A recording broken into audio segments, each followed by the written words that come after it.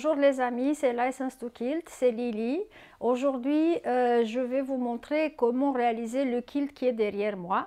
Celui-là, en original, ce bloc s'appelle lattice, c'est-à-dire de treillis. En français, ça veut dire treillis, treillis de jardin, voilà.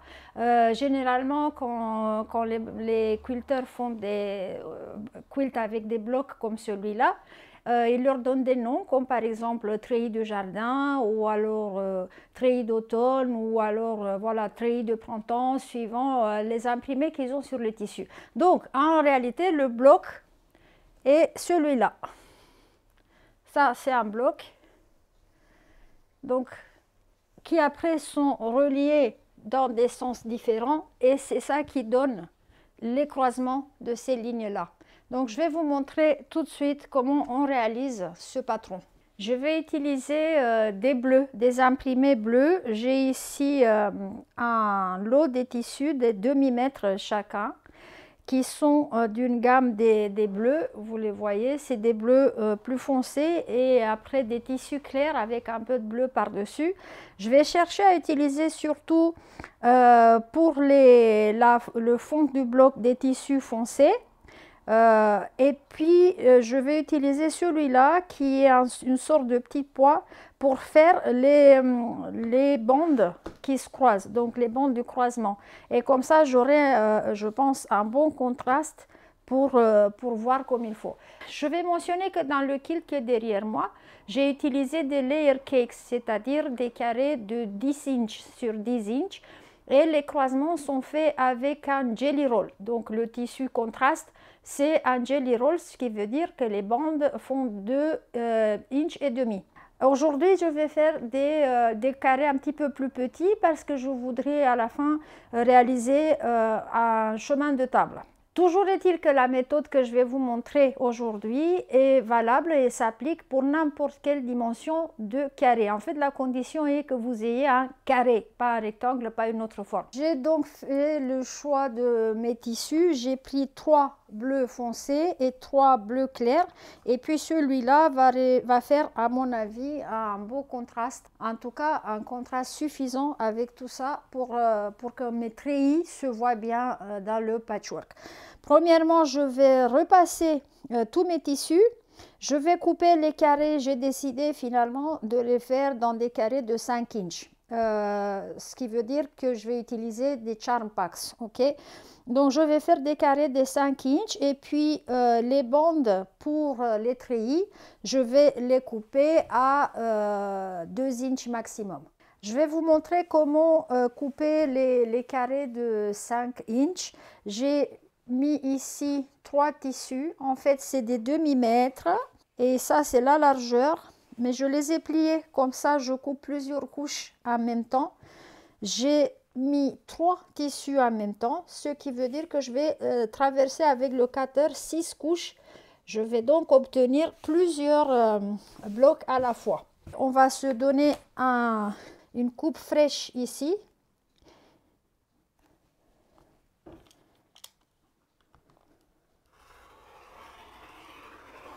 Et par ailleurs, je profite pour vous présenter cette belle collection Regency Ballycastle par Christopher Wilson Tate pour Moda Fabrics.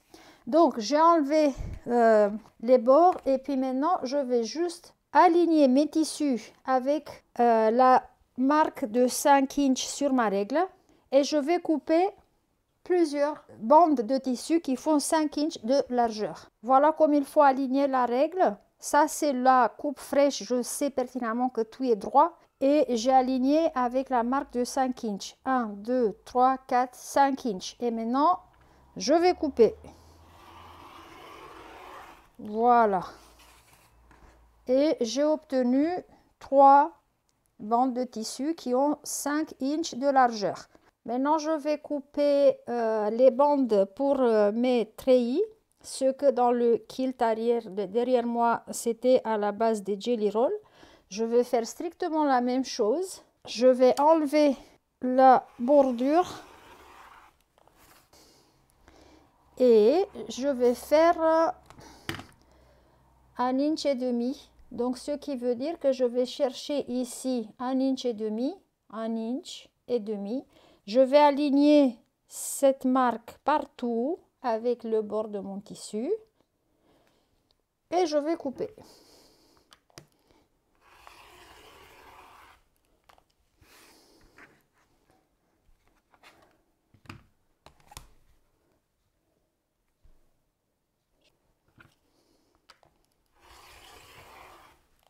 Voilà, les bandes de 5 inches qu'on a obtenues, on va les découper maintenant en carré. Donc, je les ai mis à l'horizontale, j'ai tout superposé, donc j'ai encore de nouveau 6 couches, d'accord? Alors, je vais commencer par me faire une coupe fraîche en bout et on va essayer aussi de les aligner. Si on a la planche à découpe, on va essayer de les mettre parallèles au marquage de la planche. Et on va faire un start ici.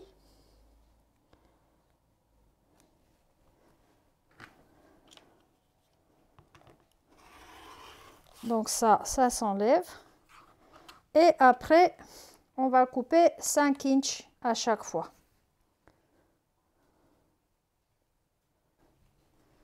Et d'une seule coupe, on aura 6 carrés. Les voilà. 1, 2, les voilà.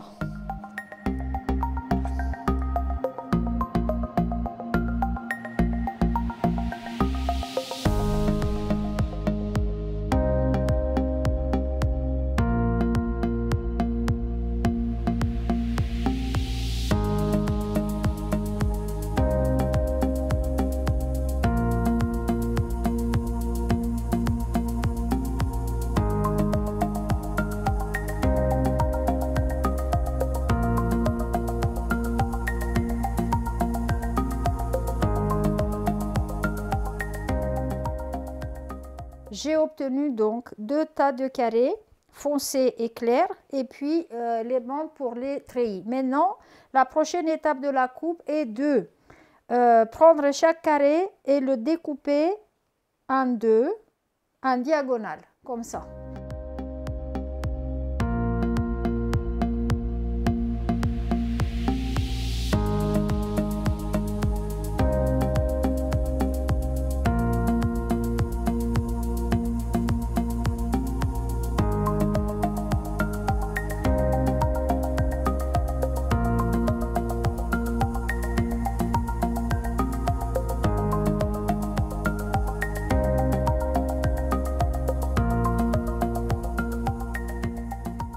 Maintenant, tous mes carrés sont devenus des triangles. Je les mets de côté et je vais découper maintenant les treillis. C'est-à-dire, on va déjà mesurer le long côté des triangles. Il va faire normalement 7 inches. Et donc, il nous faudra des bouts un petit peu plus longs, des bouts de bande de tissu un tout petit peu plus longs. Parce qu'il faut s'imaginer, on va les assembler de cette façon-là, pardon. Et donc, il nous faut assez pour avoir ici un angle droit. Donc, je vais laisser un bon inch de chaque côté, ce qui va me demander, pour 7 inches de diagonale, 9 inches de bande. La coupe est finie. Il nous reste maintenant à faire des marques au fer à repasser pour savoir comment on va les assembler de manière à ce qu'à la fin on obtienne des carrés bien corrects. Il va falloir qu'on prenne chaque morceau de tissu qu'on vient de couper, le plier en deux sur le long côté du triangle, voilà, et lui faire une marque avec le fer au milieu. Peut-être que vous verrez mieux comme ça. Donc ici, on a un pli qui est fait par le fer à repasser. De la même manière, pour les bandes, les treillis, on va aussi leur faire une marque au milieu. Voilà. Après avoir fini de repasser, donc marquer le milieu de chaque pièce, on va commencer à les assembler. Je vais prendre une pièce de bleu foncé, le treillis, et je vais les mettre endroit contre endroit, et c'est à ce moment-là que les marques qu'on avait fait avec le fer à repasser vont s'avérer utiles, parce que ça va nous permettre de les surposer pile au milieu. et on va mettre une épingle à cet endroit-là, exactement sur la marque de fer à repasser. D'accord? Donc, encore une fois, on a la marque ici. On va mettre endroit contre endroit le tissu de contraste et on va tâcher à matcher les milieux et on va fixer avec une épingle. Il faut faire très attention. Maintenant, les triangles sont coupés en billets. Du coup, le tissu est élastique. Il ne faut surtout pas lui tirer dessus parce que on aura des formes géométriques très irrégulières à la fin. Donc, on va coudre d'abord un triangle. J'ai préparé ma machine à coudre avec le pied d'un quart d'inch et une longueur du point de 2 mm. Donc, on va coudre d'abord un côté et après, on va ouvrir et on va attacher les autres tissus bleu clair. Voilà, je ne tire pas sur le triangle, je vais juste les surposer doucement et je mets mon pied de biche ici et ben je vais coudre.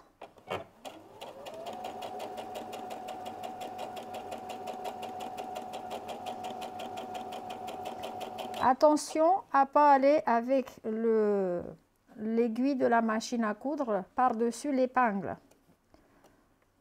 Donc, je vais la tirer parce que là, maintenant, ils sont fixés. Et je ne tire pas dessus, je laisse faire.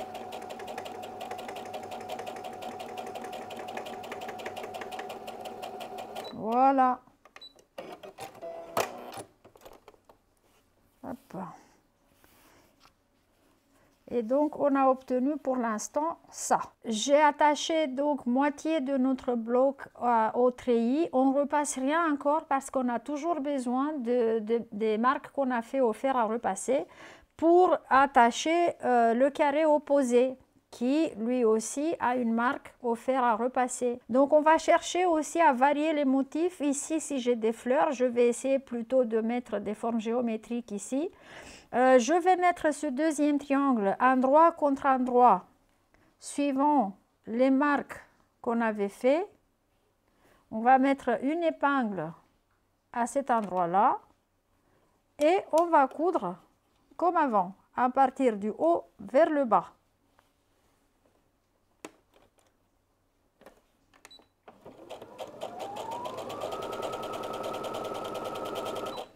Attention aux épingles, pas coudre par-dessus et on ne tire pas parce qu'il est élastique celui-là, vous voyez, regardez. Donc on ne fait pas ça, on le laisse tranquille.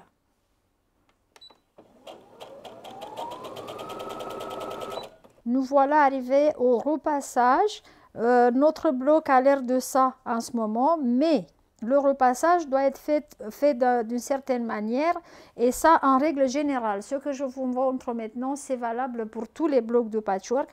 Le repassage est très important. Après avoir bossé autant pour assembler les blocs, ça serait dommage de les distorsionner au repassage. Donc d'abord, on va repasser sur l'envers du tissu et on va repasser d'abord les coutures. Voilà, celle-ci. Et après, on va retourner. Ça fait que le fil, la couture, ça entasse dans les tissus. Après, on va renverser. Moi, je préfère toujours ouvrir les coutures. Il y en a des quilters qui vont les repasser d'un côté ou d'un autre. C'est aussi bien, ce n'est pas un problème. Ça, c'est juste ma préférence personnelle. Ce que je fais, je vais l'ouvrir d'abord avec l'ongle de mes doigts, ok? Et après, je vais lui donner un repassage au fer sec. Pas de vapeur encore. Je vais faire la même chose avec l'autre couture.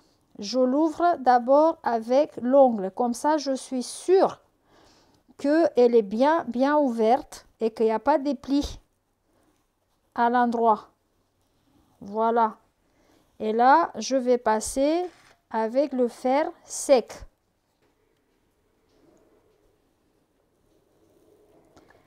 Après, quand je suis sûre que mes coutures sont bien ouvertes, d'accord, là, je vais donner de la vapeur. Voilà.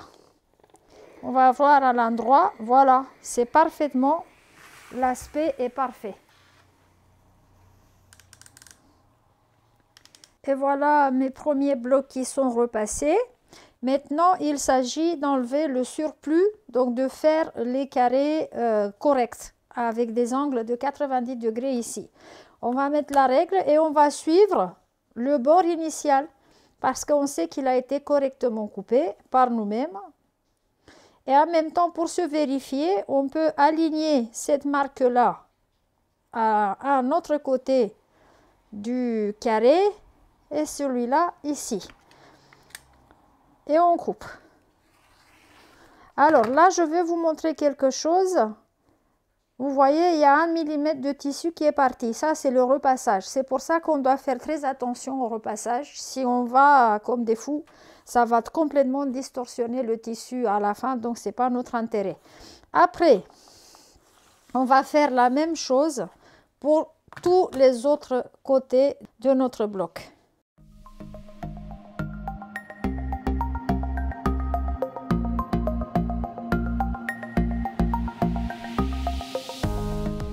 Et ça, c'est le bloc qu'on cherchait à obtenir. Voilà, à plus petite échelle que le bloc initial, c'est notre bloc. C'est ce qu'on a obtenu et maintenant, on va jouer avec pour les placer, donc pour l'arrangement final. Voilà, mes blocs sont très beaux à l'arrière aussi. Donc, il faut voir que le travail qui est propre, ça compte beaucoup, hein. Donc, c'est aussi beau sur l'arrière du tissu que sur l'avant. Donc, maintenant, on va jouer avec, on va essayer de les placer et on va peut-être éviter de mettre les mêmes tissus ensemble. Après, on va mettre peut-être un autre ici et peut-être un autre, non. Un autre ici et comme ça de suite, donc ça nous fait le bloc que nous cherchions à l'origine. Donc j'espère que attends, je vais me faire ça pour finir. Tac et tac. Bon, vous faites un premier arrangement et après, donc vous n'êtes pas obligé de trouver le bon endroit pour chaque bloc instantanément comme ça. Vous faites déjà une disposition et après vous pouvez intervertir les blocs. Par exemple, disons que celui-là, je peux le changer avec celui-là ou celui-là avec celui-là. Donc vous tournez comme ça jusqu'à ce que vous trouviez votre meilleur placement pour chaque bloc. J'espère que le tutoriel d'aujourd'hui sur le bloc treillis ou alors le lattice en anglais, qui est un bloc traditionnel dans le patchwork américain. J'espère que ça vous a plu. Moi, en tout cas, j'ai adoré faire ça. Et je vous donne rendez-vous pour une autre aventure, aussi bientôt que je pourrai. Voilà. Je vous remercie les amis et à la prochaine. Au revoir.